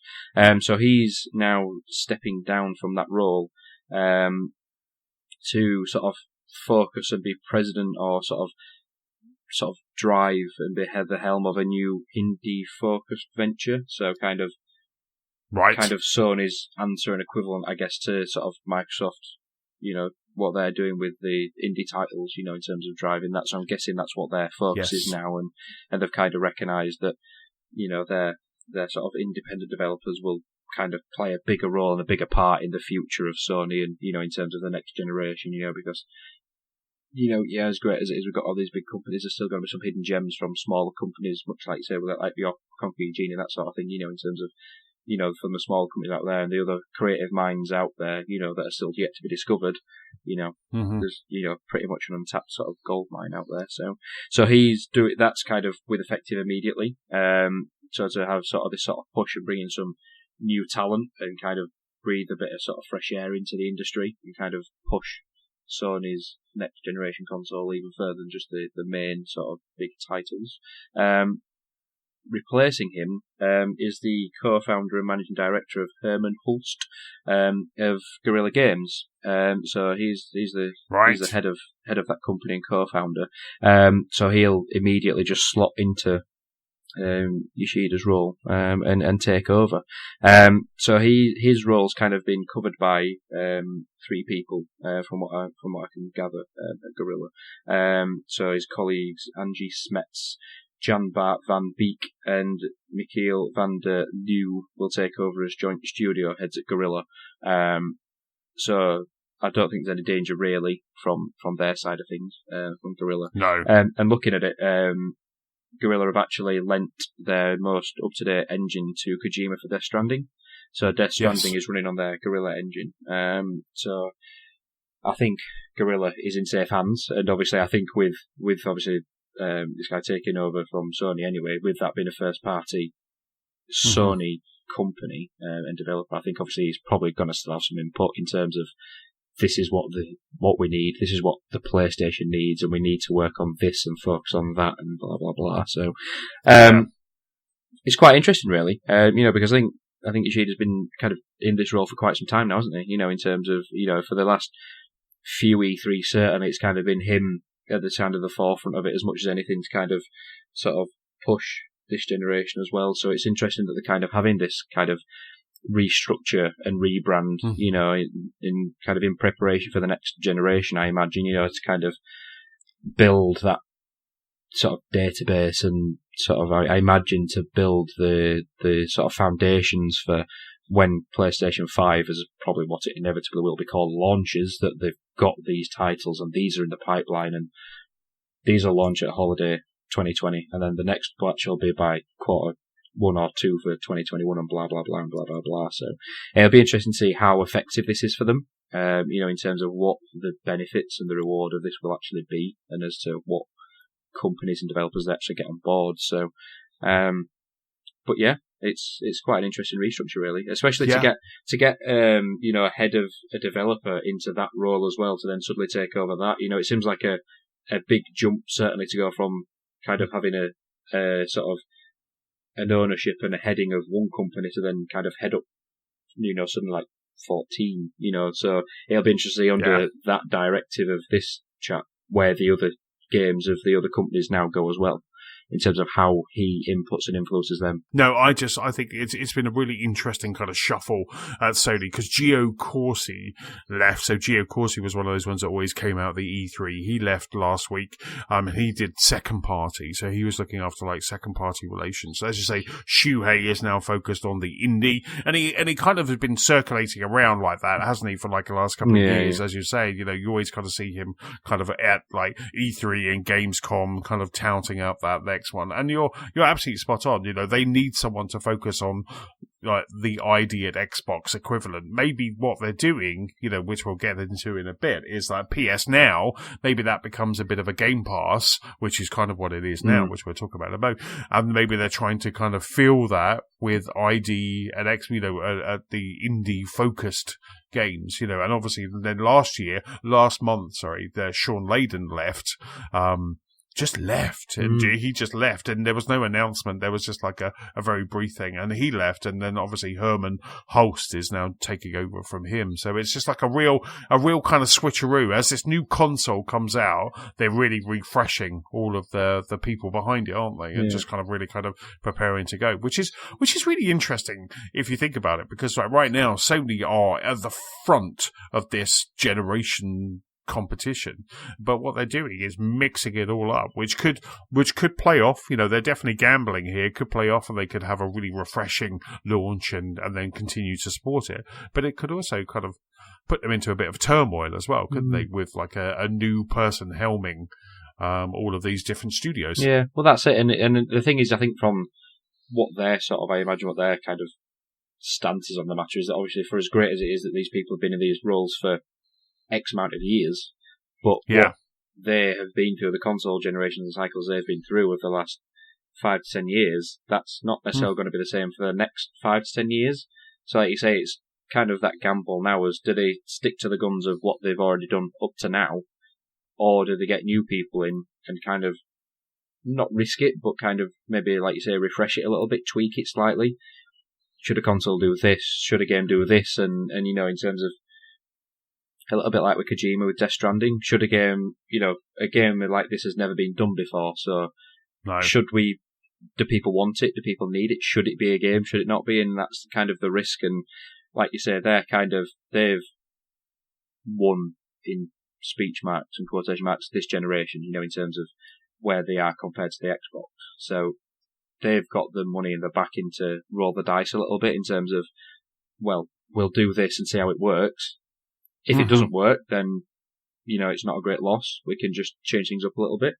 But like you say, it'll be interesting to see what a sort of a fresh set of eyes in different divisions and obviously in different companies does to developers, because, Holmes is looking over now studios like say Insomniac, Naughty Dog, that sort of thing. So what are they now going to do? Are they going to be any different? Wherever those franchises are now going to go, in terms of with a bit of different input from like their boss's boss, in a sort of a simplistic way to kind of put it into perspective.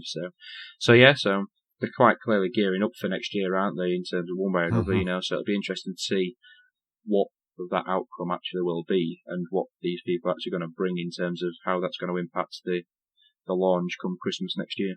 Yeah, absolutely. With Herman Hulst at the forefront now, maybe he'll make Horizon Zero Dawn 2 a launch title for the PS5.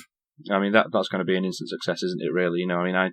I enjoyed it. I don't think I was as glowing as people were about it as some others, but, in terms of a strong first-party title for new software, new hardware, that would be definitely one of them, wouldn't it? Superb. So that's the kind of shake-up at Sony that has happened this week. But then keeping in the PlayStation arena, and also kind of keeping Sony, the PlayStation blog announced the October top downloads. And interestingly, coming out top of October, even though it didn't have long, was Call of Duty Modern Warfare. So Call of Duty Modern Warfare is the top PS4 download. So bear in mind, these are just digital only sales. So Call of Duty Modern Warfare is the top digital sale. And, if you're big on Call of Duty, why wouldn't you get the digital version? If you want that game just there all the time, ready to play, obviously the digital version. Interestingly, in the top 20, which starts with NHL 20, The Forest was 19, Star Wars Battlefront 18, WWE 2K20, which by all accounts is a real hot mess, is that was 17th. Marvel Spider-Man was 16. God of War was 15. So it's good to see those guys still kind of hanging in there. And then as you kind of continue up to like the top 10, you've got Borderlands 3, Call of Duty Black Ops 4. So that's the previous Call of Duty, isn't it? And then so you got 2 Call of Duties. That always happens. But then kind of up into the top 5, you've got Minecraft, you've got FIFA 20, The Outer Worlds, which is fantastic for The Outer Worlds, been doing so well on the PlayStation. And then you have Tom Clancy's Ghost Recon Breakpoint. And I was listening to a podcast today, and the interesting thing about that being number 2 is that Ubisoft have actually come out and said that Breakpoint didn't sell very well, but yet it's number 2 on this list, which is very, so it's obviously they either had high expectations, which they've done before with some games. We had Eidos Montreal, didn't we? Talk about Tomb Raider saying that it only sold 5 million units and we were expecting 10 or 12. So maybe they have just set their expectations a little bit higher. But to see it there in the high spot of the number 2, that's really interesting. But the one thing that I think was really interesting, and I'd love Xbox to do this and Nintendo as well, but Concrete Genie is not in that list. Yeah. So Concrete Genie, I'm just Googling. I don't know when I got it. So Concrete Genie came out. Concrete Genie, 2019. I know it's 2019. October the 8th was released on October the 8th. So Concrete Genie has had a whole, you're absolutely right, has had a whole month, and it didn't make the top 20, which I just think is just like really, really disappointing because it's such a great game. For an exclusive and it's a cheap, as well. Yeah, it's exclusive. It's £20. It's, it's a fantastic game. It looks amazing, but it just never made the top 20 of PS4 games. I'm amazed that Grand Theft Auto 5's in the top 10 as well. Still, how is that? I can't believe who that. doesn't have that game? Honestly. Who is still buying that game? It's honestly, and that'll still be selling at full price as well, or at least 30 quid. It's I bet you. I bet it's just crazy. How many copies has that sold over this generation and last is just ridiculous. The fact that's criminal. I don't think I have the PlayStation app, but then a lot of the time it tries to make me kind of sign in all the time and then pick, choose the traffic lights in this picture. I hate those things. Oh yeah, to prove you're a person. Yeah, to prove you're a person, you just got to pick the traffic lights, and I always do the wrong square, and then they're like, right now, and then I hate the annoying ones where it's like, pick the ones where there's a picture in the square, and then it's like there's the tiny bit of the pictures in another square, and it's like, do I pick that square or not? Is this a test? Is it a trick? So Grand Theft Auto 5 on the PS4, $24.99. Wow, that's still a lot. It's still a lot. You could get Concrete Genie for that. Yeah. Now what? But there you go. And how old is that now? That must be I'll put the thing away now, Steve. 8 years, something like that. Hold up. And 2014. Yeah. So 5 years old. That's on the PS. That's on the PS4. Well, yeah. So then it was on the 360 and the PS3. Yeah. So Grand Theft Auto 5 on the PS3 came out 2013. So 6 years. 6 years. 6 years, and it's still selling for £25. Yeah, it's $15.99 on the PS3 and $24.99 on the PS4. Wow. But yeah, so interesting list. I thought it was, I always like we like a good rundown on the Lost Bar podcast. But yeah, so something that's as broken as WWE 2K20 with some really strange facial animations and everything just seems to be broken about that game. To Call of Duty Modern Warfare, but not a concrete Genie in sight. I'll be interested to see next month where Death Stranding appears.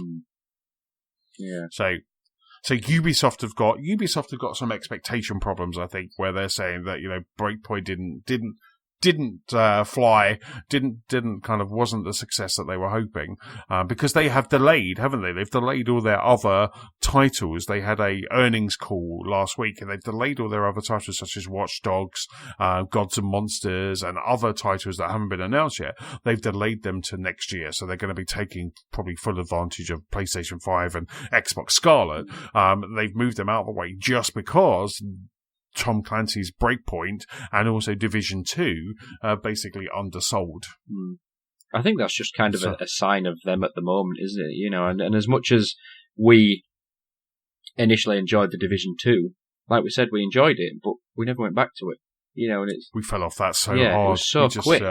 And if you kind of do that with the Division, then you're going to do the same with Ghost Recon, and the thing for me is that Ghost Recon, if you think about what it used to be, is not that game anymore. And I think the problem that most people have with these games is that the modern sort of Ghost Recon games are just kind of a little bit the same, and that shouldn't be the case. I think they've kind of, that side of the business is going through what they went through with Assassin's Creed.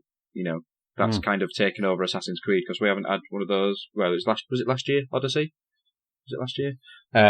Yes. But they've started even taking breaks now, in terms of it's not every year, but that's kind of been replaced by Ghost Recon now. I just don't get excited by them. I just don't get excited by the Ghost Recon games anymore. Like I said, the Division was great, but there was no hook. There was nothing there to kind of hook you in and keep you there. So I think that's kind of why. But like you say, when they've sold as many copies as you have there, they've clearly got super high expectations that they're never ever gonna meet, So especially in a year where they're competing with a new Call of Duty Modern Warfare, Yes. Especially in that sort of market, you kind of got to expect that, you're probably not going to sell many titles in comparison to that because it's Call of Duty. Yeah, if you're sitting there looking at Call of Duty Modern Warfare or Breakpoint, unfortunately, there probably a lot of people are going to, if you're just going to buy one of those in October, probably a lot of people are going to, because Call of Duty is a big brand anyway, and Modern Warfare is the favourite franchise of that brand, or favourite storyline of that brand. So this is just a kind of a win-win. So that was the kind of top rundown. And then finally, one thing we always on this podcast, we're always talking about Game Pass, because Game Pass really is just like the best deal. If you have an Xbox, it's the best deal in gaming. It is one of those ones where it keeps giving. Like, it's given us, downhill mountain biking, Lonely Mountains, whatever that's called, the one where we're all trying to beat James Thomas to the top of the leaderboard. It's given us that. It's given us Outer Worlds. It's given us Gears of War, Sea of Thieves. It's given us all those ones. So we're always kind of waxing lyrical about how amazing Game Pass is. Manny kind of like mentioned in our WhatsApp chat that how good PlayStation Now is. So I started kind of having a quick look. So PlayStation Now, it's $8.99 a month. $8.99 a month. I think it's £23 a quarter, £50 for a year. So the price of a game, you're getting kind of PS Now for the entire year. Last month they added God of War, Grand Theft Auto 5. That's probably why it's so high. Uncharted 4 and Infamous Second Son were all added. Now, some of those, they're kind of playing it slightly different to Game Pass, where they have them for a limited time. So at the moment, we haven't seen a first-party title come out of Game Pass. You know, we haven't seen Sea of Thieves leaving there. We see games coming in and out all the time, but we haven't seen a first-party. But with Sony, what they're doing is saying, right, here's October's, we'll get to November's in a mo. Here's October's, and they're going to all be available until the 2nd of January. So if you jumped in right now, you could play God of War, but you've got until the 2nd of January and then they're not available anymore. So that's the way they're doing it, as well as a whole bunch of games as well, like PlayStation 3, PlayStation 2 games are available in PS Now. Some of them are streaming, some of them are download. So like I say, October, God of War, Grand Theft Auto, Uncharted 4 and Infamous Second Son, which is a great game, they were all added. Now this month, they're adding Persona 5. So Persona 5 is going into PlayStation Now. Middle-earth, Shadow of War, and also the Metroidvania Hollow Knight are also. So they're all going, and Persona 5 and Shadow of War will be available from now until the 4th of February. So you're getting that quarterly 3-month window of playing those games. So instead of just being there all the time, as we were talking about with Game Pass, you've got Persona 5, you can jump in, play Persona 5 for your subscription, and then you have until February to kind of play it. So which really, I guess, kind of, it's like, here's a big title in November, you've only got a certain window, so you really need to kind of get cracking. And I just think this is something that I'm going to jump in over the weekend. Obviously, I'm going to be playing a lot of PlayStation, so I'm just going to have a look, and I'm going to see if there's another trial and kind of have a look around and see what's in PlayStation Now. But like I say, Manny jumped in. He was just surprised at how many games there were in there and how many great titles you could just jump in and start playing and streaming and stuff. And then also, as I started to look deeper and deeper in this, you could just then see that they are actually adding. So it's almost like, it's like a stealth game pass, really. But Sony maybe are just kicking the tires and getting ready for PS5 to launch this in a big way. Yeah. And I think beforehand, I think ourselves included, we've kind of been a bit dismissive of kind of like PlayStation Now in the past. Yes. Because I mean, yes. When they've tried this, or they've had it before, I mean, it clearly wasn't, ready in terms of the infrastructure, wasn't there, and people's broadband and the service wasn't up to speed and up to scratch, which is why Game Pass kind of took the lead a little bit in that sort of, in respect, in terms of the two subscriptions out of the two. For a long, long time, you'd say Game Pass was the best option. But I can see now why people would be pulled towards PlayStation Now, in terms of, like you say, £50 for the year, which, like you say, is the price of a game now. To get access to that for the full year is really good. And especially when you get in PS3 and PS2 games and things like that as well, that kind of just adds to it. And in terms of the streaming side of it, most people nowadays kind of do have the internet infrastructure to kind of cope with the demand, but the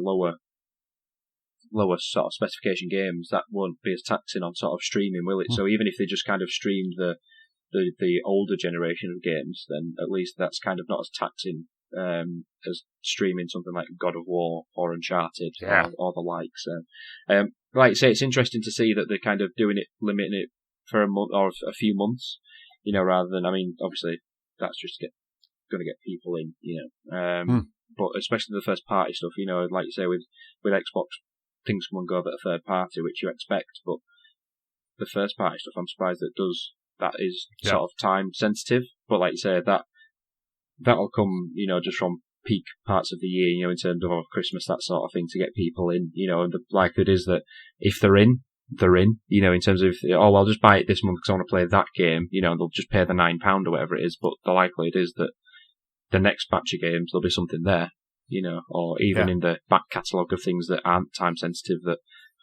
that subscription will just then roll over. So I can kind of see the benefit of it and kind of the appeal of it now as well. Absolutely. If this was something that was, right now we've got Game Pass Ultimate, and so that gives me Game Pass, it gives me Games with Gold, it gives me access to Xbox Live. If they had something like PS Plus Ultimate, that gave you the PlayStation Plus, it gave you the access to the online features, and gave you PS Now, that's something I'd be interested in.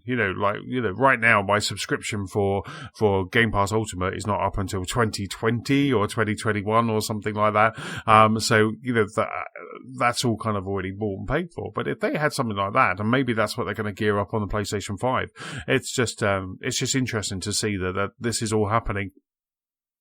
And they're getting ready for that big release, for maybe they're going to say, okay, we're testing the water now when the PlayStation 5 comes out in November. Because, if you did kind of put together that PS Plus Ultimate that I'm talking about there, why do it now?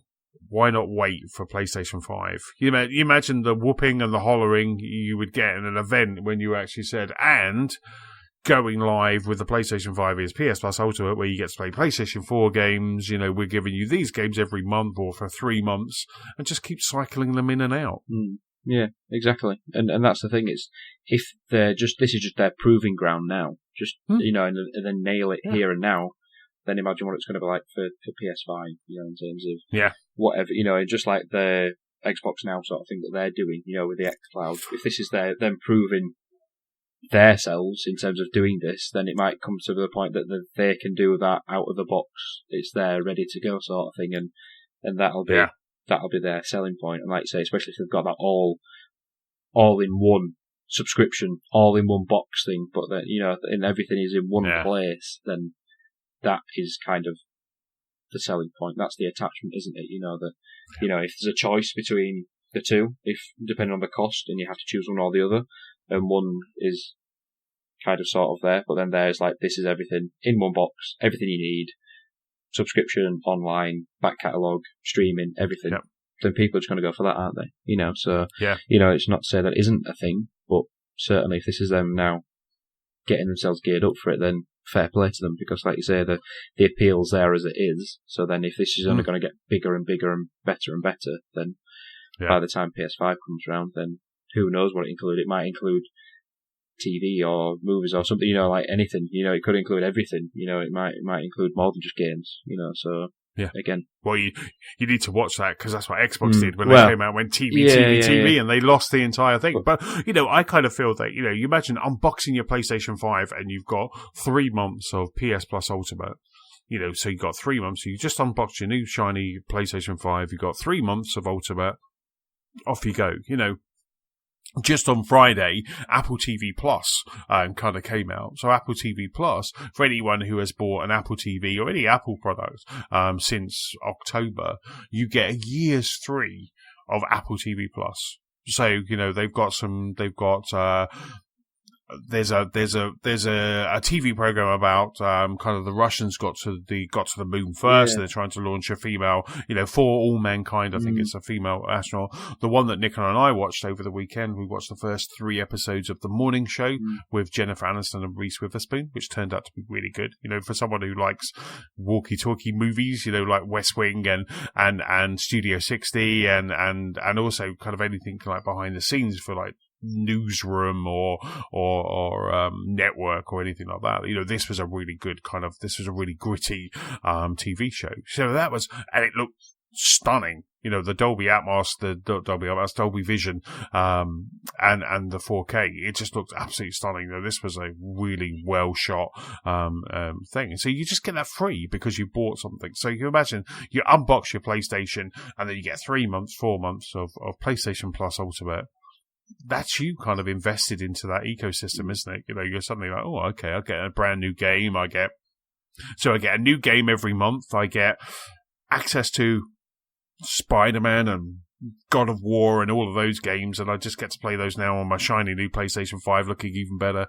It just, that's the kind of thing that they really should be thinking about, and that's the kind of move that this all looks like. They're kind of like testing the waters and just kind of playing and trying to figure out kind of what exactly they need to offer to make PlayStation 5 even more attractive than the 8K graphics. Yeah, well, that's it. And like you said there, you've hit the nail there that, well, if it's actually 8K, then this is the thing. It won't be 8K. It can't be 8K. Unlocked frame, or 120 frames, maybe 60 frames, definitely 4K, must. Yeah. a must, but if we have 60/40, if we have 60 frames per second and 4K, if we have that, that's going to be, well, obviously with all of the extra textures and resolution and all of that, that's going to make for really kind of gorgeous, shiny kind of consoles. But 8K 120 is just a pipe dream. Yeah. That's the PlayStation 5 Pro. Yeah. Well, like you said though, it's like, obviously, what it would give you, but how much more is it going to be noticeable? How much more difference is it going to make? Yes. And that's the thing. It's like you say, that was me with Call of Duty at the weekend. I was like, yeah, just like there's a difference. There's a difference between HK and 4K, but then it's like, well, how much more difference is that going to make between 4K and 8K and and like you say, where's it going to stop? It's going to be like then is it going to be 16K? Where's it going to go from there? And where's the line? Do we need it? Is it a necessity? But like you say, if that's all there for 3 months or something out of the box, once people have got it, they won't want to not have it. So, like you say, with that sort of thing, if you've already got a buy-in, then it's going to be a very easy sell, especially if you've got all these titles at launch to then suck people into then commit to a full year or 6 months at least, then they're in then, aren't they? So. Yeah, absolutely. If you're getting a good deal, that's exactly what happened with Game Pass Ultimate. Game Pass Ultimate just converted what you had and kind of changed that in. And then suddenly, why wouldn't you? When my subscription rolls around, why wouldn't I do that? I'm getting Sea of Thieves, I'm getting Gears, I'm getting Halo, I'm getting all of that, Forza Horizon, I'm getting all those good titles, as well as Outer Wilds, and the list goes on. If there was something Sony, that's the one thing that I could really do with on my PlayStation, because I don't fire up the PlayStation as much. Yeah, no. But saying that, Spider-Man, Horizon Zero Dawn, Concrete Genie, Death Stranding at the weekend, my PlayStation has had a good run the last year. Yeah, and that's the thing. Days Gone. Yeah, exactly. Yeah, the titles have been there, haven't they? And I think that's just. I think the kind of, for us, especially, the kind of just been overshadowed by the kind of the quality and the ease of access that Game Pass has offered. Do you know what I mean? So, because my PS4, I can't remember the last time I played a game on it and actually, used it to play games on. And that's the thing. It's sad, really, because it's not because the games aren't there, but it's just kind of been a bit overshadowed, really. Yeah. Be interesting to see what actually happens when it comes around to Christmas next year. Absolutely. But as I'm saying, PlayStation now. Give it a chance. Yeah. Fire it up. Try the free trial. If you're not playing Death Stranding this weekend, try it up and try the free trial and have a look what they've got on there. Like I say, we've got some new games. Persona 5, I played Persona 5, didn't finish it, played a good chunk of it and was enjoying it. So, having that free for 3 months, that could be my Christmas lull sorted. Yeah, exactly. Feels a nice little gap over the Christmas period. Absolutely right. And speaking of filling gaps over the Christmas period, that's about it for this episode. Big thank you for listening. I don't know how that actually kind of worked. I really don't Let's know. not question it. I'm sure my head was going somewhere else. Right, that's about it for this episode. Big thank you for listening. Steve, huge thanks for pulling up on mic. Thank you very much for having me. Excellent stuff. Don't forget you can keep up with us at gamesthelostspark.com. You can find us on Facebook and on Twitter. We're at LostSparkPod. Steve, where can people catch up with you? So on Xbox Live, I am SteeCarter91. On the PlayStation Network, I am Cartero. And on Twitter, my kind of now defunct gaming side of things is Steve_Carter91. But for my Points of Brew, you can find me at points_of_brew as well. Nice. And on Instagram, what are you on the gram? I'm the same, at points_of_brew. I think I could have Points of Brew, but I wanted to keep it the same for Instagram and Twitter. But there's someone somewhere with Points of Brew with no underscores or anything on Twitter, which I was really annoyed at. So, yes, I can't have it all in one, unfortunately. No, it's like the person who has Chessman. There's someone who has Chessman who likes chess. Yeah.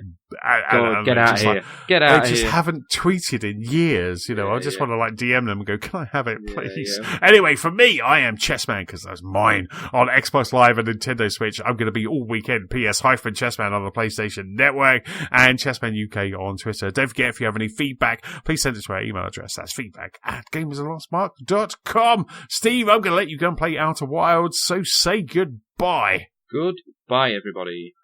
Thanks very much. Bye. Bye.